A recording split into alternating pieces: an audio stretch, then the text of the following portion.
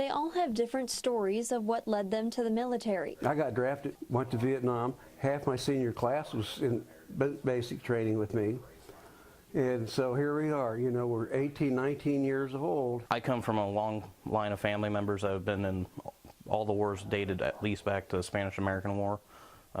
So my dad's side has been to Spanish-American War, all the way World War II, Korea, Vietnam, and then I got a cousin that was in Desert Storm and served in Iraq with me too. And what happened to them while in the service. So I was in the 164th Combat Aviation Group. I was a door gunner in a Huey. I was blown up by a suicide bomber on February 12, 2010. I am a veteran of Bosnia, Kosovo, and a 3-time veteran of Iraq. I came home, I was damaged, you know, because when you fly a helicopter every day for 7 days a week, for how many hours, for how many months, it will mess you up.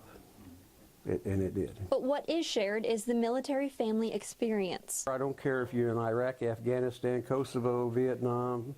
War is war. It may be different parts of the world, but you're still, a war is war, and we all can relate to that. Part of that experience is the difficulty of dealing with what happened while trying to return to life back at home. Civilians don't understand exactly what a combat veteran goes through and what they think anymore. Jenny Baxick served on active duty for 17 years. When you separate from the service, you miss the camaraderie, and you miss having people that understand you, and being able to talk to people about some of the things that you've been through and you've experienced. And this gives us that. A building out in the woods in Milan is much more than its 4 walls, carefully crafted interior, and sprawling acres of nature. This is a very important aspect and a project that helps our veterans who have given the sacrifice to preserve our country. It has been a labor of love, but the value that it's given to everybody has been very gratifying. Hickory Hills Veterans Lodge is a place for veterans to get away from the chaos of everyday life and enjoy the camaraderie of a military background. Orrin Jackson talked with combat veterans to design the ideal lodge. Besides the outdoor recreation activity, one of the main focuses that we also do is